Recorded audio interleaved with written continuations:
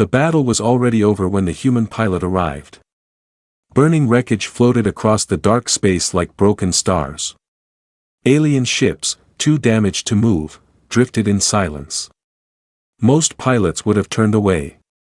This sector was dangerous, and alien wars were never worth human lives. But this human did not turn away. His sensors caught a weak signal. One escape pod. Failing power. Life signs fading fast. He slowed his ship. Stupid, he muttered to himself. Helping aliens never ended well. Humans had learned that lesson many times. Still, his hand moved on its own. He locked onto the pod and pulled it into his cargo bay. Inside the pod was an alien woman. She did not look like the monsters humans feared. She was tall, with silver-blue skin and glowing eyes that were slowly losing their light. Her armor was cracked. Dark blood floated around her. She was dying. The human did not ask who she was. He did not check her rank or race. He only saw someone who needed help.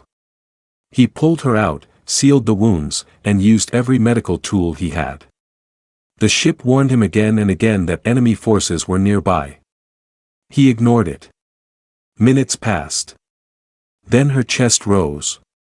She lived. The human leaned back, exhausted. "You're safe," he said, even though he knew she could not understand him. That was when his ship alarm screamed. Multiple contacts appeared around him. Alien warships surrounded his small craft in seconds. Weapons locked on. Any movement would mean death. He raised his hands slowly. The cargo bay door opened. Alien soldiers entered. They were tall, armored, and deadly. Their weapons pointed at his heart. The human stayed still. He had saved one alien. He would not survive saving two. Then something strange happened. The soldiers stopped. They looked past him. Their weapons lowered. One by one, they knelt. The human turned around slowly. The alien woman was awake. She stood on unsteady legs, glowing eyes wide with shock. She looked at the human, then at the soldiers kneeling before her. Her expression changed, not to anger, not to fear, but to something deeper. Recognition. She spoke in her language. The words were sharp and ancient. The soldiers pressed their foreheads to the floor. The human felt cold. "What did I just step into?" he whispered. The alien woman walked toward him. Each step felt heavy, like fate itself was moving. She stopped close enough that he could see the marks on her skin, symbols carved into her armor. Royal symbols. Her voice was calm when she spoke again. The ship translated only part of it. "Life debt, claimed." The human frowned. "I didn't claim anything. I just helped." The alien soldiers shifted. The air felt tense. One of them finally spoke in broken human language. "You saved her life." The human nodded. "Yes." "So?" The soldier hesitated, then said the words that would change everything. "By our law, the one who saves a royal, becomes bound." The human laughed once. Short and nervous. "Bound how?" Silence. The alien woman looked directly at him now. Her gaze was steady, unblinking. She placed a hand over her heart. Then she pointed at him. The translator activated fully. "You are mine," it said. The human stepped back. "No. No, that's not how this works." The alien soldier stood, not in threat, but in respect. The first soldier spoke again, voice low. "You saved the princess of our empire." The human's breath caught. "And by ancient law," the soldier continued, "you are now her husband." The human stared at them, mind blank. Outside the ship, more alien fleets arrived. Signals spread faster than light. Councils awakened. Enemies listened. The galaxy had just learned one thing. A human had saved an alien princess. And nothing would ever be the same again. The human did not speak for a long time. The words echoed in his mind again and again. Husband. It sounded unreal. Like a bad joke told in the middle of a war zone. This is wrong, he finally said. I didn't agree to anything. The alien soldiers remained silent. They stood in a half-circle, heads lowered, waiting. Not for him, but for her. The princess turned to face him. Her eyes no longer looked weak or confused. They were calm now. Ancient. Heavy with meaning. You did not need to agree, the translator said in a flat voice. The law existed before you were born. He shook his head. I just saved a life. Humans do that. A quiet ripple passed through the soldiers. Confusion. Curiosity. Almost disbelief. Among us, the princess said slowly, life is not saved without purpose. To give life is to accept fate. The human ran a hand through his hair. That's not how humans work. She studied him, as if he were something rare. Something dangerous. Then humans are strange, she replied. A message alert filled the ship. Then another. Then dozens more. His system struggled to keep up. What's happening now? He asked. One of the soldiers answered. The bond has been announced. Announced to who? To the galaxy. His blood went cold. You're telling everyone? Yes. Outside the ship, massive alien vessels moved into position. Not to attack. To guard. His small ship sat at the center like a fragile piece on a board far too big for him. On distant worlds, leaders watched the broadcast. Some reacted with shock. Others with fear. A few with hunger. A human bonded to alien royalty was not normal. It was dangerous. This bond can be broken, the human said firmly.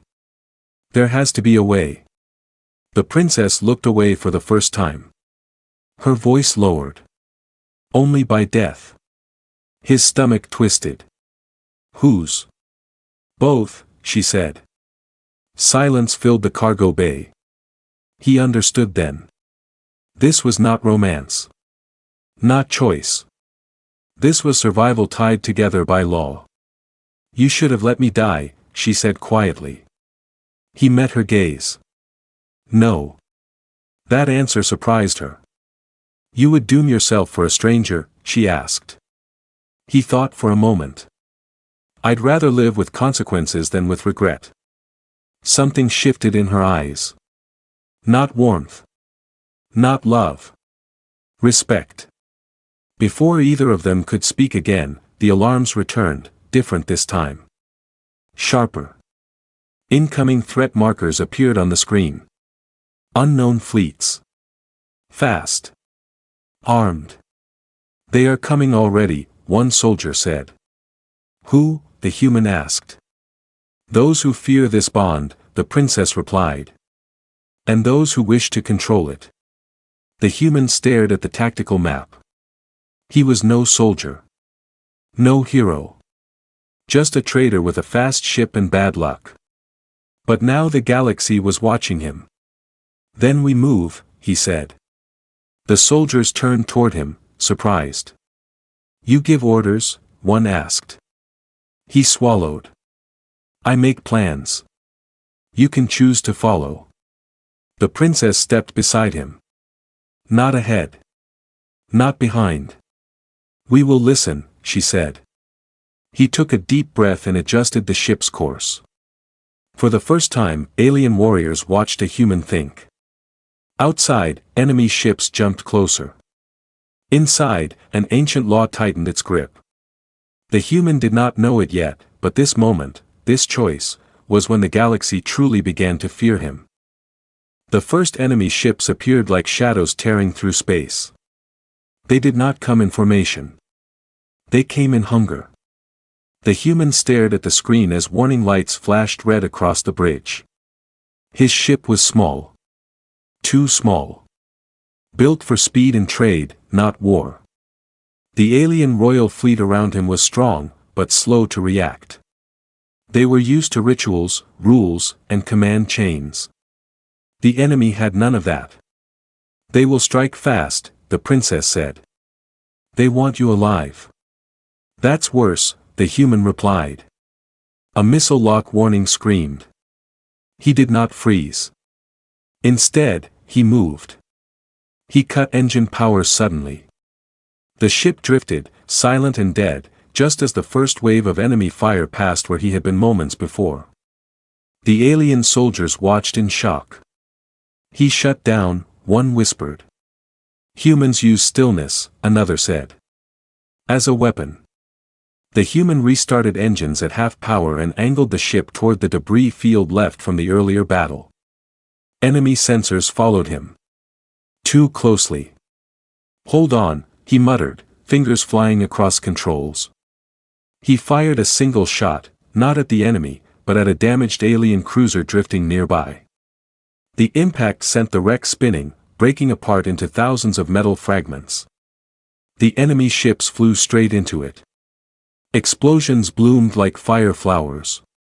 Several enemy ships vanished. The rest pulled back. Silence followed. The alien fleet around him did not cheer. They did not celebrate. They stared. That maneuver, an officer said slowly, is not taught. The princess looked at the human with a new expression. Careful. Measuring. You planned that in seconds, she said. I grew up dodging trouble, he answered. This is just bigger trouble. But the attack was not over. New signals appeared. This time, larger ships. Heavier weapons. Organized. These are council fleets, a soldier said. They are not enemies, not allies. The princess's jaw tightened. They will judge. A channel opened without request. A massive alien face filled the screen, old, scarred, powerful. Human, the council leader said. You stand bound to royal blood by law you do not understand. I understand enough, the human replied.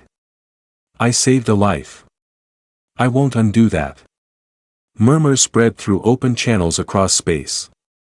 You are weak, the council leader said. You are untrained. You are human. The human leaned back in his chair. Yes, he said. And I'm still standing. The council leader's eyes narrowed. This bond threatens balance. Then maybe balance was fragile, the human said quietly. Silence again. The princess stepped forward. He is bound by law. So am I, test him if you must, but do not deny what is written. The council leader paused. Very well, he said. We will observe. The channel closed. The enemy fleets retreated, for now. The galaxy did not relax. It watched. News spread faster than ships could move. A human had outsmarted war fleets.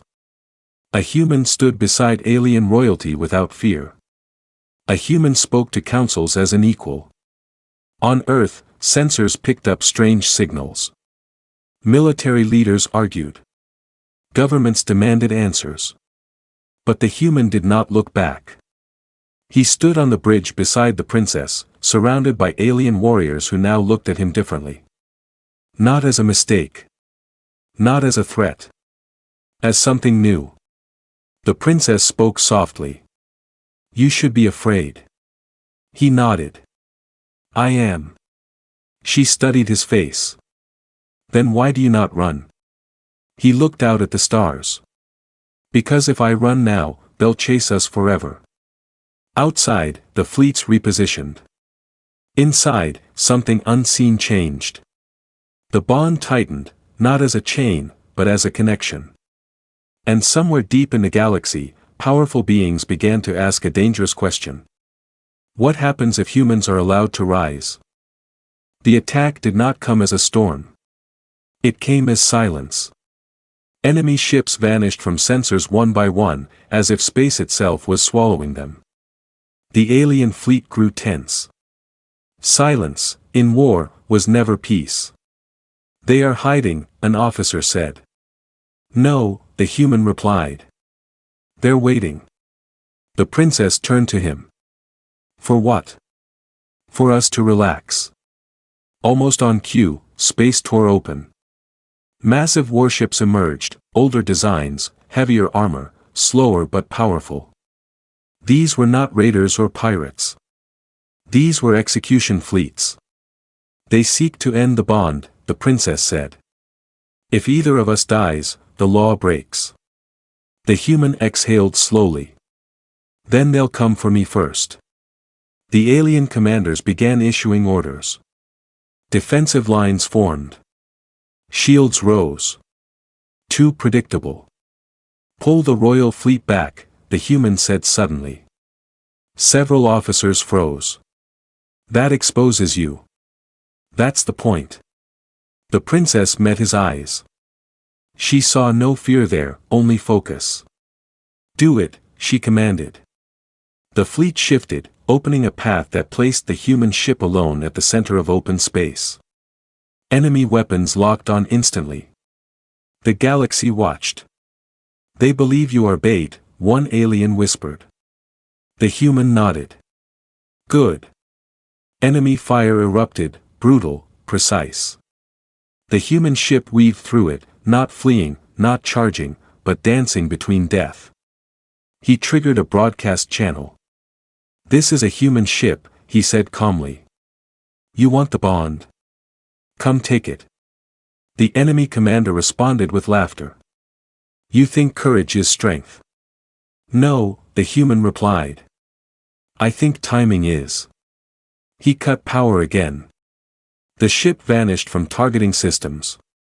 In that brief moment of confusion, alien royal ship struck. Focused fire tore into enemy flanks. Heavy ships turned too slowly. Formation broke. But the enemy adapted. Boarding pods launched. "They're coming inside," a soldier warned. The human stood. "Let them." The first pod breached the hull. Enemy soldiers poured in, tall, armored, confident. They expected fear. They met preparation. The human had rerouted corridors, sealed access points, forced narrow paths.